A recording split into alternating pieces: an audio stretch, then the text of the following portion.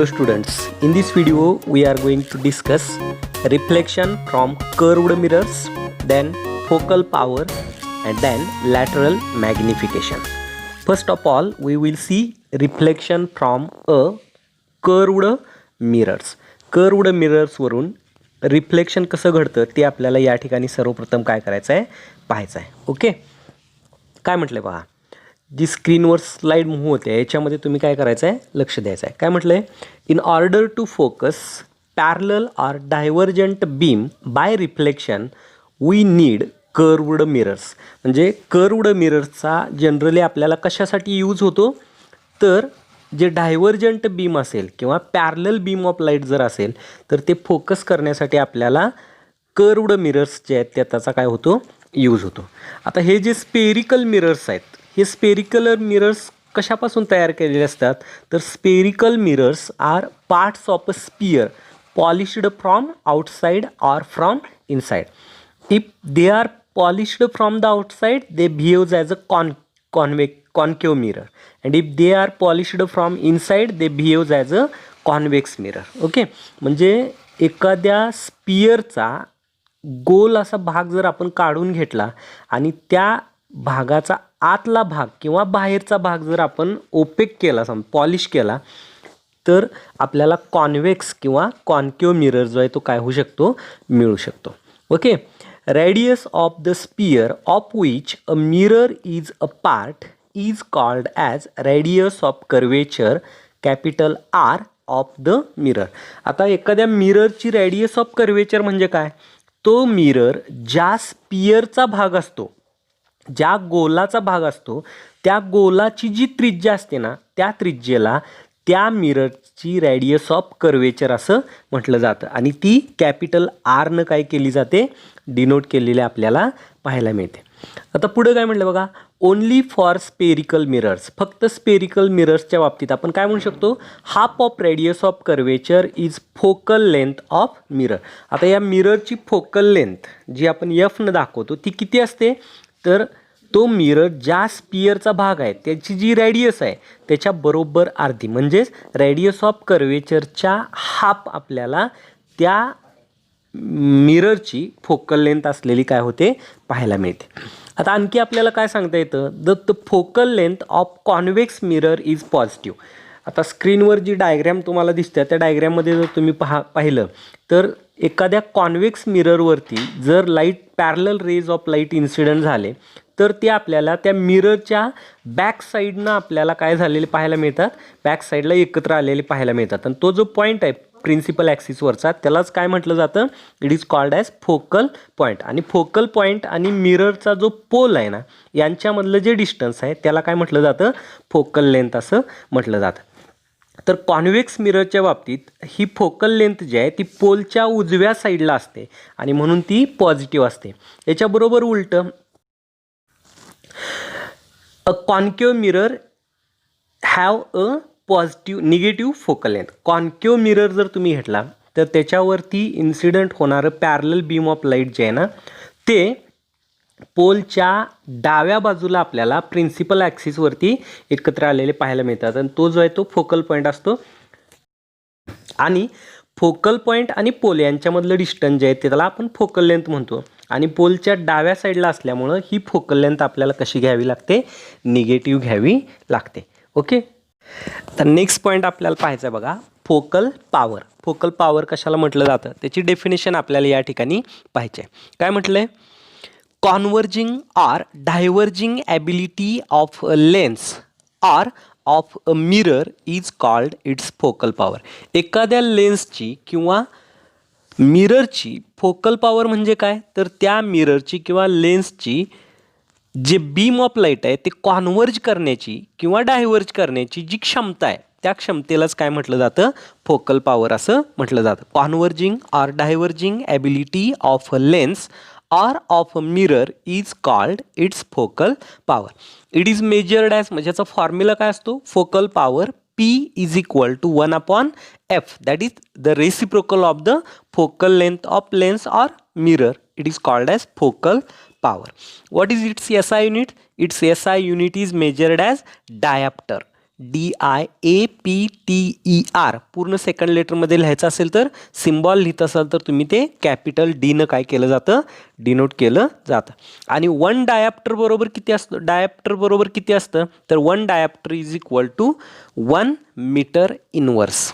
Okay, हे त्यांच्यामधलं relation आहे. 1 dioptre is equal to 1 metre inverse किंवा 1 पर मीटर आपण म्हणू शकतो. Okay, now the last point in this video we will see lateral magnification. आता लॅटरल मॅग्निफिकेशन कशाला म्हटलं जातं ते आपल्याला पाहायचं. ह्याची डेफिनेशन काय बघा, काय म्हटलंय, lateral magnification is defined as the ratio of linear size of image to that of the object measured perpendicular to the principal axis. Okay, आता लॅटरल मॅग्निफिकेशन म्हणजे काय तर it is the ratio. Ratio म्हणजे हा भागाकार आहे. कोणाकोणाचा भागाकार आहे, लिनियर साईज ऑफ इमेज, इमेजची लिनियर साईज आणि ऑब्जेक्टची लिनियर साईज ह्या दोन्हींचा जर आपण रेशो घेतला म्हणजे लिनियर साईज ऑफ इमेज भागिले लिनियर साईज ऑफ ऑब्जेक्ट आपण केलं तर जी क्वांटिटी आपल्याला मिळते त्या क्वांटिटीलाच काय म्हटलं जातं, लॅटरल मॅग्निफिकेशन असं म्हटलं जातं किंवा त्यालाच तुम्ही लिनियर मॅग्निफिकेशन असंही काय करू शकता, म्हणू शकता. आणि ते स्मॉल एमनं काय केलं जातं, डिनोट केलं जातं. कंडिशन काय आहे, measured perpendicular to the principal axis, म्हणजे ही linear distances size of image आणि साईज ऑफ ऑब्जेक्ट मोजताना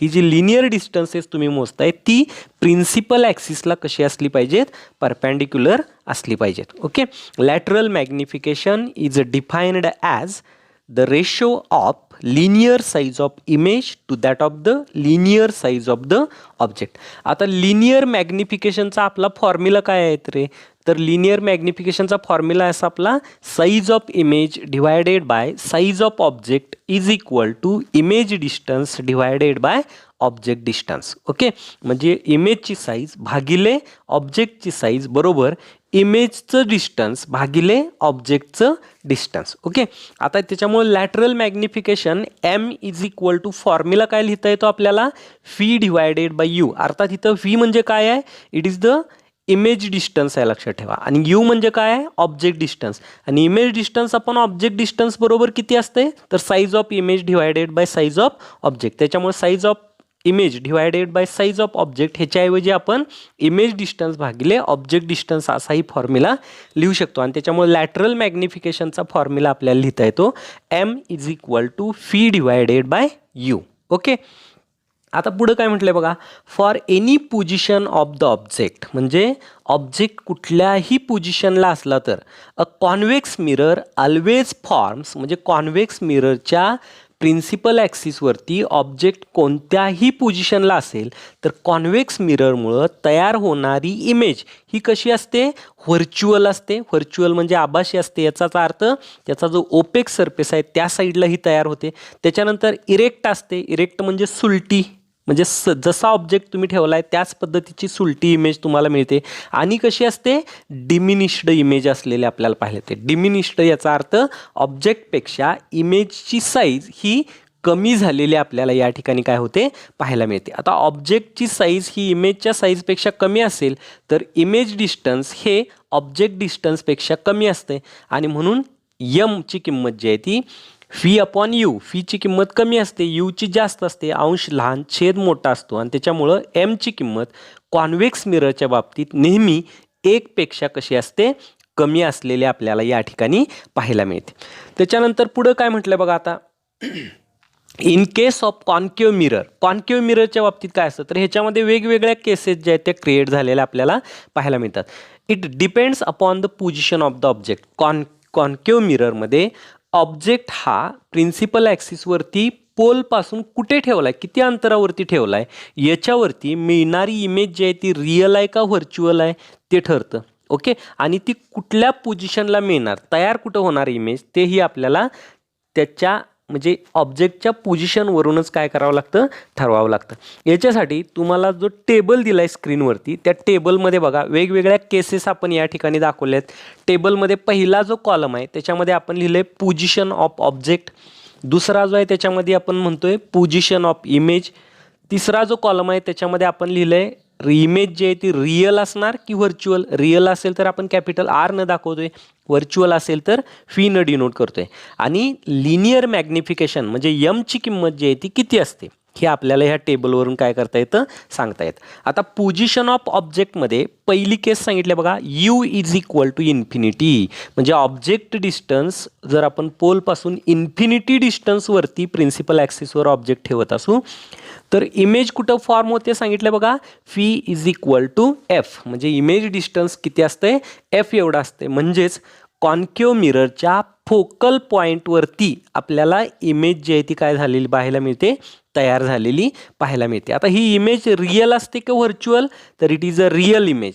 ही रिअल इमेज असलेली आपल्याला या ठिकाणी पाहायला मिळते. म्हणजे ज्या साईडला ऑब्जेक्ट आहे मिररच्या त्याच साईडला ही इमेज तयार होते. आणि असं असेल तर त्या इमेजला आपण रिअल इमेज असं म्हणतो. आणि लिनियर मॅग्निफिकेशन किती असते तर व्हीची किंमत आहे एफ आणि यूची किंमत आहे इन्फिनिटी. म्हणजे एफ अपॉन इन्फिनिटी आणि त्याचं उत्तर असते 0. कोणत्याही संख्येला जर आपण इन्फिनिटीनं भागलं तर येणारं उत्तर 0 असतो. त्याच्यामुळे लिनियर मॅग्निफिकेशनची किंमत जी आहे ती एमची किंमत जी आहे ती किती असते, 0 असलेली आपल्याला या ठिकाणी पाहायला मिळते. आता दुसरी केस काय म्हटलं बघा, U is greater than 2f. म्हणजे ऑब्जेक्ट हा फोकल लेंथच्या दुपटीपेक्षा जास्त अंतरावरती ठेवलेला असेल तर इमेज कुठं फॉर्म होते, तर इमेज ही फोकल लेंथ आणि फोकल लेंथचं दुप्पट डिस्टन्स यांच्यामध्ये आपल्याला फॉर्म झालेली पाहायला मिळते. म्हणजे fee is greater than F but less than 2f असलेला आपल्याला या ठिकाणी पाहायला मिळतं. आता या ठिकाणी ऑब्जेक्ट डिस्टन्स हे 2f पेक्षा जास्त आहे आणि इमेज डिस्टन्स हे f आणि 2f च्या मध्ये आहे. म्हणजे परत अंश हा लहान आहे, छेद हा कसा आहे मोठा आहे आणि त्याच्यामुळं यमची जी किंमत आहे लिनियर मॅग्निफिकेशनची ती आपल्याला लेस दॅन 1 असलेली पाहायला मिळते. याच्यामध्ये तयार होणारी इमेज ही रिअल इमेज असते. म्हणजे ऑब्जेक्ट ज्या साईडला ठेवला आहे तुम्ही त्याच साईडला इमेज जी आहे ती काय होते, तयार होते. त्याच्यानंतर third case, U is equal to 2f. म्हणजे फोकल लेंथच्या दुप्पट डिस्टन्सवरती जर तुम्ही ऑब्जेक्ट ठेवत असाल तर फी इज इक्वल टू किती असतो, 2f. म्हणजे तेवढ्याच अंतरावर, जेवढ्या अंतरावरती ऑब्जेक्ट आहे ना तेवढ्याच अंतरावरती आपल्याला इमेजसुद्धा फॉर्म झालेली पाहायला मिळते. म्हणजे व्हीची किंमतसुद्धा 2f एवढी असते.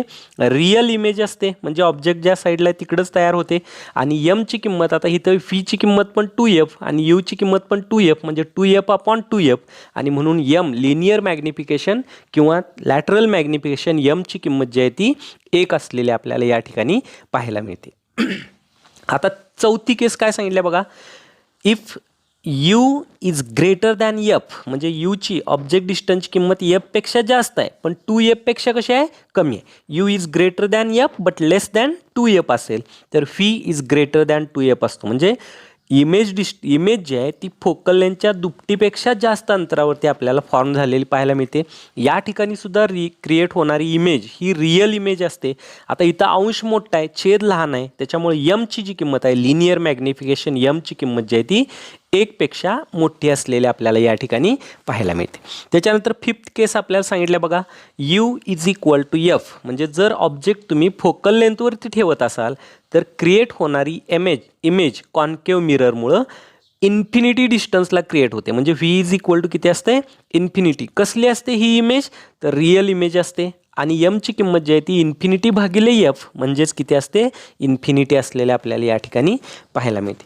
आता ज्यावेळेस ऑब्जेक्ट हा फोकल लेंथच्या आतमध्ये तुम्ही ठेवत असाल म्हणजे you is a less than F असेल तर modulus of fee is greater than modulus of you असलेला आपल्याला या ठिकाणी पाहायला मिळतो. तयार होणारी इमेज जी आहे ती आपल्याला या ठिकाणी व्हर्च्युअल असलेली या ठिकाणी आपल्याला ती पाहायला मिळते, आभासी असलेली पाहायला मिळते. आणि या ठिकाणी यमची जी किंमत आहे ती 1 पेक्षा कशी असते, मोठी असलेली आपल्याला या ठिकाणी पाहायला मिळते. This is all about the image formation by concave mirror. Okay.